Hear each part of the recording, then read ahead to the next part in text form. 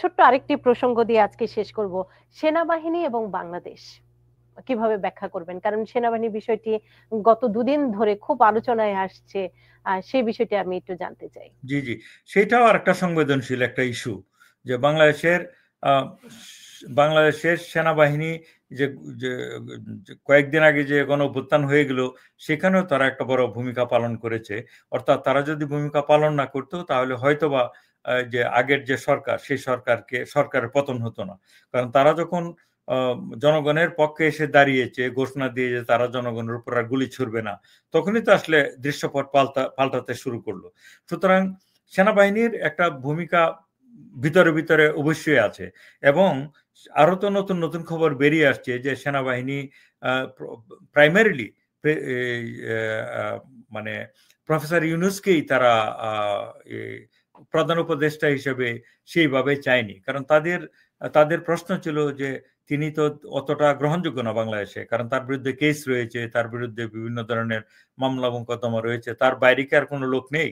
তারপরেও ছাত্রদের যে চাপে আহ, সেনাপ্রধান তিনি এটা মেনে নিয়েছেন। এটা গত 2 দিন যাবৎ পত্রিকায় আসছে। এবং সেনাপ্রধান এটাও হাসনাত আবদুল্লাহ সহ যে বৈষম্য বিরোধী ছাত্র আন্দোলনের নেতা, তাদেরকে 2-1 দিন আগেই, বোধহয় কয়েকদিন আগে, 2-1 দিন কেনা জানি না, ওই যে সেনা সদরে নিয়ে গিয়ে তাদের সাথে মিটিং করে তাদেরকে চাপ দিয়েছে যে আমরা আর কি আওয়ামী লীগকে আবার পুনর্বহাল করতে চাই। তখন হাসনাত আবদুল্লাহ যে ইন্টারভিউতে বলল যে তিনি এবং সার্জিস তারা বলে দিয়েছে যে দেখুন, আওয়ামী লীগ যে যেই ধরনের কাজগুলো করেছে, যেই কারণে তারা পদচ্যুত হয়েছে, গদিচ্যুত হয়েছে, সেইগুলোর যদি বিচার না করে আবার আওয়ামী লীগকে পুনর্বাসন করতে হয়, তাহলে কিন্তু এইটা মোটেও বাংলাদেশের মানুষ মেনে নেবে না। এবং আপনার যে ইমেজ রয়েছে, সেনাপ্রধানকে বলছে যে সেটাও কিন্তু ক্ষুণ্ণ হবে। কিন্তু তিনি কিন্তু বলেছে তাতে আমার তেমন কিছু আসে যায় না। পত্রিকায় আমরা যা পড়েছি তাতে মনে হচ্ছে সেনাবাহিনীর সাথে প্রফেসর ইউনূসের একটা দূরত্ব অল অ্যালং ছিল। এটা কিন্তু আমরা অন্যান্য টক শোতেও বলেছি যে এটা দৃশ্যমান, যে সেনাপ্রধান তার মতো করে একটা পাওয়ার হাউস বাংলাদেশে, সেনাপ্রধান এবং সেনাবাহিনী, তত্ত্বাবধায়ক সরকার একটা পাওয়ার হাউস, বৈষম্য বিরোধী ছাত্র আন্দোলন একটা পাওয়ার হাউস, এবং যে ইসলামী মৌলবাদীরা তারা আর একটা পাওয়ার হাউস, আর বিএনপিতে রয়েছে। 4-5টা পাওয়ার হাউসের মধ্যে ক্রমাগতভাবে দৈনন্দিন প্রতিদিন এক ধরনের দড়ি টানাটানি হচ্ছে। হ্যাঁ, মানে ক্ষমতার যে যেটাকে বলে ম্যানিফেস্টেশন, ক্ষমতার যে এই আর কি বহিঃপ্রকাশ, সেটা হয়ে যাচ্ছে। তার মধ্যে এক ধরনের ব্যালেন্স করেই দেশটা এগিয়ে যাচ্ছে। তাতে করে সেনাবাহিনীর রোল বাংলাদেশে রাজনীতিতে মানে অন্ততপক্ষে পাকিস্তানের মতো না হলেও, পাকিস্তানে তো রীতিমতো সেনাবাহিনীর বাইরে গিয়ে কিছু হয় না।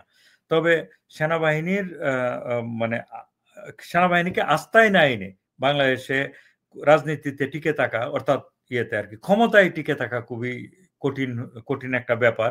কারণ ছোট্ট দেশ, তারা যখন তখন একটা ধরনের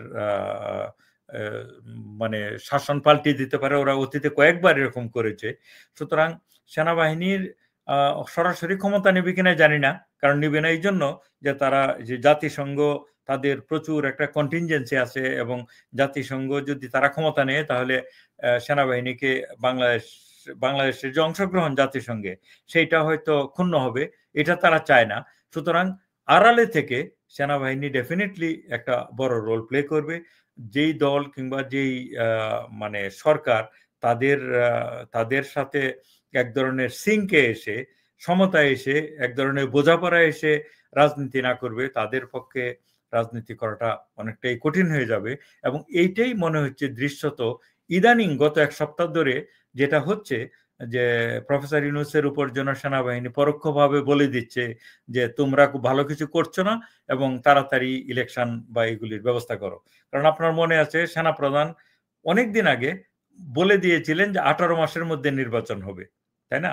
এটা তো একটা সেনাপ্রধানের কাজ না, তাই না? সেনাপ্রধান তো একটা বেসরকারি সরকারের আওতাধীন থাকবে, তারা তো পলিটিক্যাল ব্যাপারে কোনো মতামত দেওয়ার কথা না, কিন্তু তারা কিন্তু দিয়েছে। এবং ইদানিং আবারও তিনি বলেছেন সেনাপ্রধান যে ডিসেম্বরের মধ্যে আমরা টাইম সেট করেছি, তখনই নির্বাচন হবে। এর মানে হচ্ছে তিনি পরোক্ষভাবে তাদের যে উপস্থিতি, তাদের যে ক্ষমতার ভারসাম্যে যে তাদের একটা বড় ভূমিকা, সেটা তিনি খুব সজোরেই জানান দিয়ে যাচ্ছেন।